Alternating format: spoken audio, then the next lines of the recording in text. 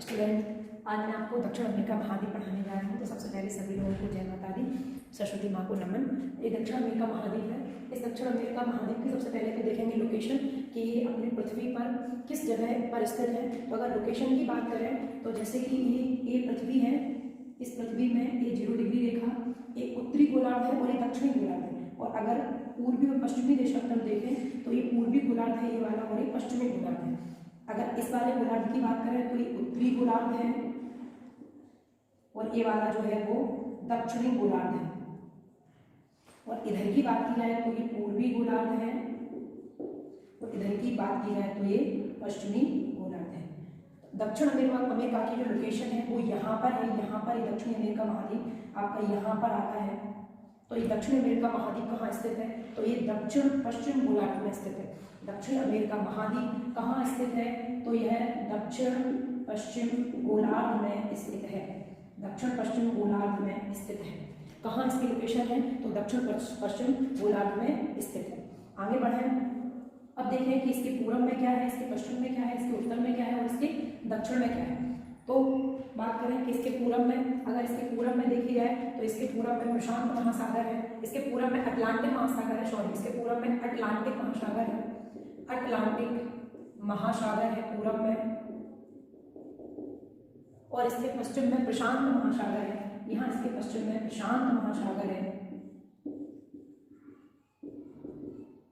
इसके दक्षिण में दक्षिणी महासागर है। इसके दक्षिण में कौन सा महासागर है? तो दक्षिणी महासागर है, दक्षिणी महासागर। और इसके उत्तर में कैरेबियन सागर है, कैरेबियन सागर, कैरेबियन सागर जो कि अटलांटिक महासागर का ही भाग है।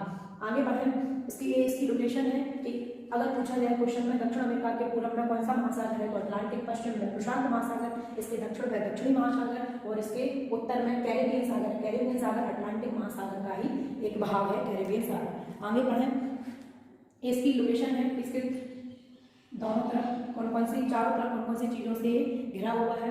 अब बात करें दक्षिण अमेरिका की कि कौन कौन सी इसमें जल संधियां, पहले जल संधियां बाद में बताते हैं। पहले देखो इसमें से मुख्य जो रेखाएं हैं, अक्षांशीय रेखाएं, वो कौन कौन सी रेखाएं गुजरती है। तो इस महाद्वीप से भूमध्य रेखा गुजरती है एवं मकर रेखा गुजरती है। भूमध्य रेखा एवं मकर रेखा गुजरती है। भूमध्य रेखा इसकी जो है वो इसके 3 देशों से गुजरती है। ये है इक्वाडोर, ये वाला है कोलंबिया और ये है ब्राजील। तो भूमध्य रेखा इसके 3 देशों से गुजरती है। 3 देश कौन कौन से हैं? सबसे पहले इक्वाडोर, दूसरा है आपका कोलंबिया और तीसरा है आपका ब्राजील। 3 देशों से गुजरती है भूमध्य रेखा। भूमध्य रेखा है 0 डिग्री रेखा और ये जो मकर रेखा है वो 0 डिग्री के दक्षिण में 23.5 डिग्री जो रेखा होती है वो मकर रेखा होती है। तो ये मकर रेखा इसके 4 देशों से गुजरती है, चिली, अर्जेंटीना, पराग्वे और ब्राजील। 4 देशों से गुजरती है, चिली, अर्जेंटीना के बाद ये पराग्वे और पराग्वे के बाद ये ब्राजील। ये तो अर्जेंटीना का भाग है और चौथा है ब्राजील। इस महाद्वीप से 2 मुख्य रेखाएं गुजरती हैं, भूमध्य रेखा और मकर रेखा। अब इन दोनों रेखाओं से ही हमें पता चलता है कि इस सबसे ज्यादा इस एरिया इसका कौन सा मिलेगा तो उष्णकटिबंधीय और शीतोष्णकटिबंधीय। तो इस महाद्वीप में जो जलवायु होगी, जो वन होंगे वो अधिकांश कैसे मिलेंगे तो उष्णकटिबंधीय एवं शीतोष्णकटिबंधीय क्षेत्र है। उष्णकटिबंधीय 0 डिग्री से मकर रेखा तक ये उष्णकटिबंधीय हो गया और यहाँ 0 डिग्री के ऊपर शीतोष्ण हो गया और यहाँ 23.5 डिग्री के नीचे भी शीतोष्ण हो गया। तो इसका जो क्षेत्र है वो अधिकांश क्षेत्र किसका मिलेगा? उष्णकटिबंधीय एवं शीतोष्णकटिबंधीय क्षेत्र यहाँ पे देखने को मिलेगा। इसको क्लीन करते हैं और आगे बढ़ते हैं। अभी तक हमने देखा कि ये दक्षिण अमेरिका जो महाद्वीप है वो दक्षिण पश्चिम एरिया में है, दक्षिण पश्चिम गोलार्ध में स्थित है। इसके पूर्व में अटलांटिक महासागर है, इसके पश्चिम में प्रशांत महासागर है, इसके उत्तर में कैरेबियन सागर है, इसके दक्षिण में दक्षिणी महासागर है। और इससे 2 मुख्य रेखाएं गुजरती हैं, एक तो भूमध्य रेखा और दूसरी मकर रेखा।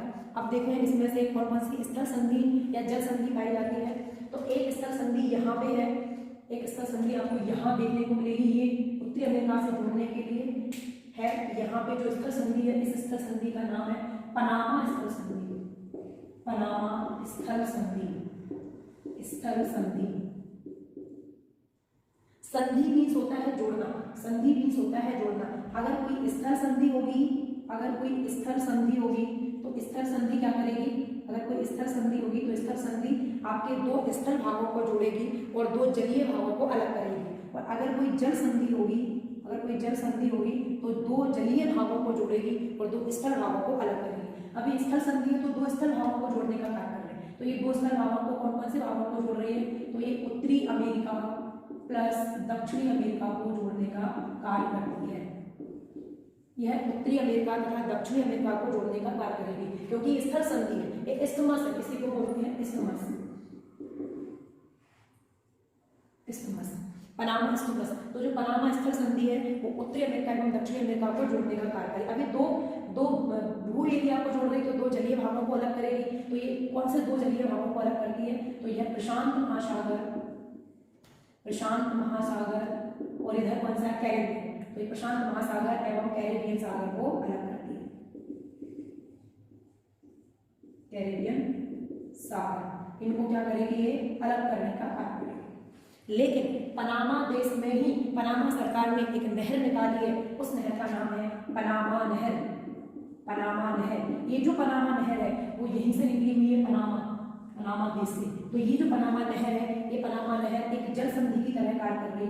ये जो पनामा नहर है वो एक जल संधि की तरह कार्य कर रही और ये अभी जल संधि की तरह कार्य कर रही। तो ये दो जलीय भागों को जोड़ रही, किस किस को जोड़ रही, तो ये प्रशांत महासागर, प्रशांत महासागर प्लस कैरेबियन सागर को जोड़ने का कार्य कर रही है, कैरेबियन सागर को जोड़ने का कार्य। इतना समझ में आया। पनामा जो स्थल संधि है वो आपका उत्तरी अमेरिका और दक्षिणी अमेरिका को जोड़ने का कार्य कर रही है। अब दो लैंड एरिया को जोड़ेगी तो दो वाटर एरिया को अलग करेगी, पनामा स्थल संधि। अब दो वाटर एरिया को किसको अलग किया इसने, तो प्रशांत महासागर और कैरेबियन सागर को अलग किया। लेकिन पनामा देश से पनामा सरकार ने एक नहर निकाली है, बहुत बड़ी कैनाल निकाली है। अब ये नहर किस तरह निकली है, ये पूरे देश को चीरती हुई इस साइड से उस साइड तक निकली हुई है। तो ये जो पनामा नहर है वो जल संधि की तरह कार्य कर रही है और यह प्रशांत महासागर और कैरेबियन सागर को जोड़ने का कार्य। इतना समझ में आया, इसको हम क्लिक करते हैं राउंड करके।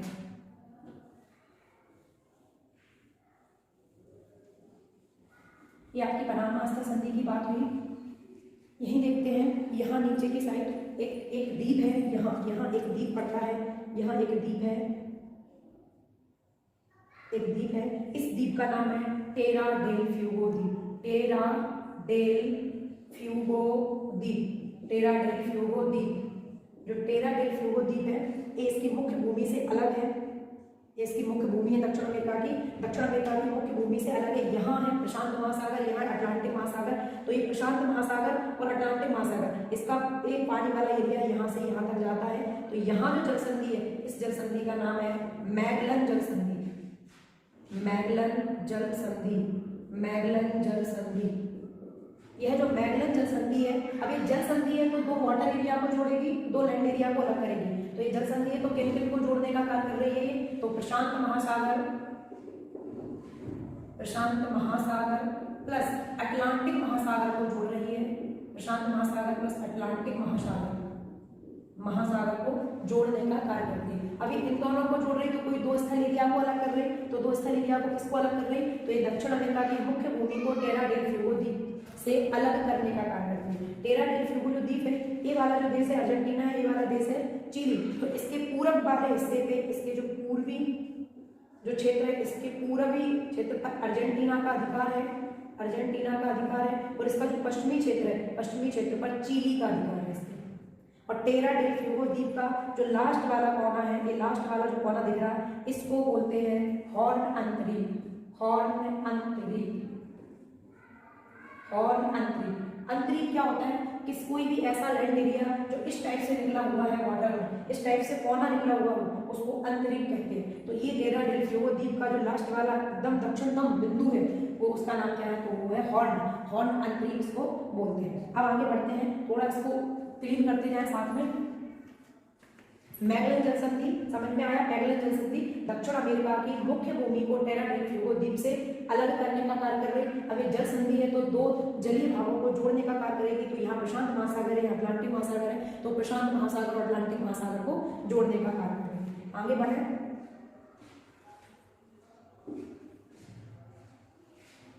यहाँ देखो ये आ गया कि ये जो टेरा डेल फ्यूगो द्वीप है ये इसके पूर्वी भाग पर अर्जेंटीना का, पश्चिमी भाग पर चिली का अधिकार है। यहाँ पे जो है यहाँ आपका नीचे की साइड अटलांटिक महाद्वीप शुरू हो जाता है। तो ये अटलांटिक महाद्वीप जो है यहाँ पे टेरा डेल फ्यूगो द्वीप ये दक्षिणी महाद्वीप का सबसे लास्ट वाला कोना है। और ये अटलांटिक महाद्वीप, ये अटलांटिक जो महाद्वीप है ये इसका भाग निकला हुआ है। तो इसके बीच में जो जगह दिख रही है यहाँ पे पूरा वाटर एरिया है, लेकिन इसके बीच की जो जगह यहाँ दिख रही है इसको बोलते हैं ड्रैग पासेज। इसको ड्रैग पासेज बोलते हैं। अटलांटिक महाद्वीप और दक्षिण अमेरिका के महाद्वीप का लास्ट वाला भाग यहाँ पे जो कुछ वाटर एरिया है उसको ड्रैग पासेज के नाम से जानते हैं। अब बढ़े इसके थोड़ा सा इसके अंदर चलते हैं कि इसके जो देश हैं वो कौन कौन से देश हैं और उनकी राजधानियां क्या क्या हैं। अब आप देखो यहाँ देश और देश की राजधानियां पूरा क्लीन करें।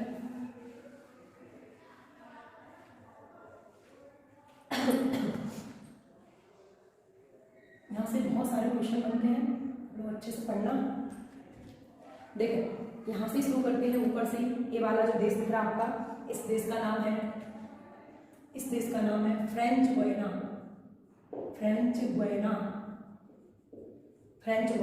इस फ्रेंच गुयाना जो देश है इसकी राजधानी जो है वो है केयन। इसकी राजधानी केयन है। फ्रेंच गुयाना इसकी राजधानी है केयन। दूसरा जो देश है इस देश का नाम है सूरीनाम जो देश है इसकी राजधानी है पैरामेरिगो।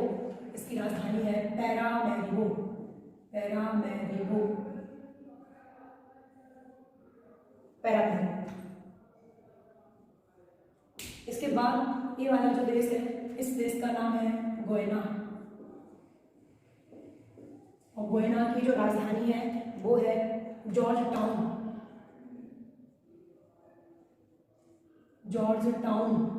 इसकी राजधानी है जॉर्ज टाउन। इसके बाद गुयाना के बाद ये वाला जो आपको देश दिख रहा इस देश का नाम है वेनेजुएला की जो राजधानी है वो है कराकस। वेनेजुएला की राजधानी है कराकस। वेनेजुएला की राजधानी कराकस। इसके बाद यहाँ पे जो आपको देश दिख रहा इस देश का नाम है कोलंबिया।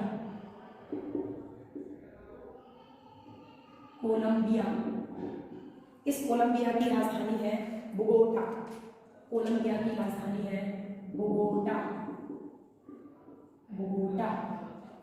राजधानी बोगोटा। इसके बाद ये वाला जो देश दिख रहा इसका नाम है इक्वाडोर। और इक्वाडोर की राजधानी है क्विटो। इक्वाडोर के बाद ये वाला जो देश है इसका नाम है पेरू की राजधानी है लीमा। पेरू की राजधानी लीमा। इसके बाद ये वाला देश देख लो, ये वाला देश है चिली। और चिली की राजधानी है शांतियागो। चिली की राजधानी है शांतियागो। इसके बाद इधर आ जाए तो इधर की साइड जो देश है ये चिली की राजधानी है शांतियागो। इसके बाद ये वाला जो देश दिख रहा है ये है अर्जेंटीना। और अर्जेंटीना की राजधानी है ब्यूनस आयर्स। इसके बाद ये वाला जो देश दिख रहा है इसकी ये वाला देश ये है उरुग्वे। और ये वाला जो आपको देश दिख रहा है ये है पराग्वे। ये वाला देश है पराग्वे। की जो राजधानी है ये है असुनशियन।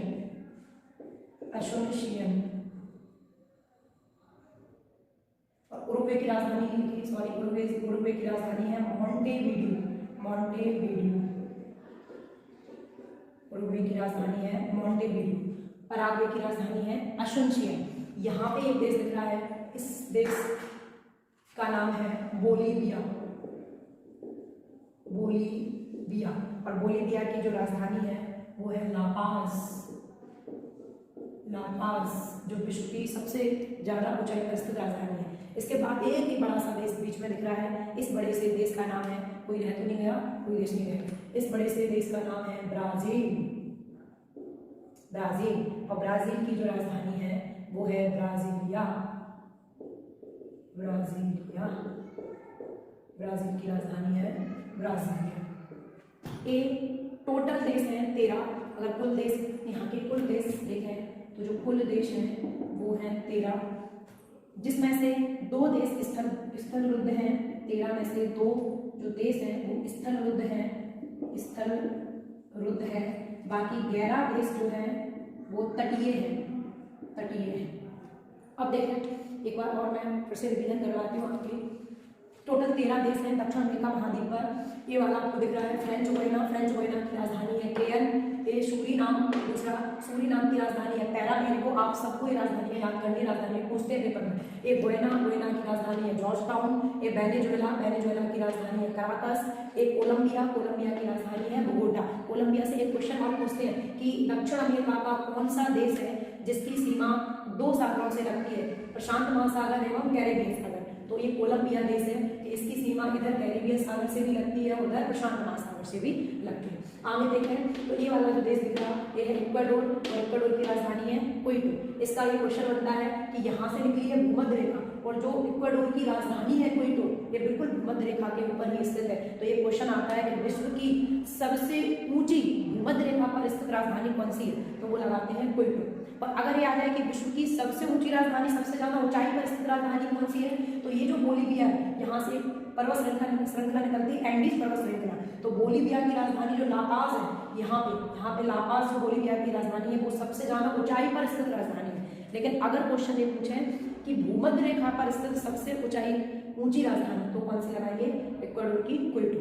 ठीक है, और इस देश का नाम इक्वाडोर पड़ा ही इसलिए क्योंकि इक्वाडोर, यहाँ से इक्वाडोर निकलती है, इसलिए इक्वाडोर। ये वाला जो देश दिख रहा है पेरू, पेरू की राजधानी है लीमा।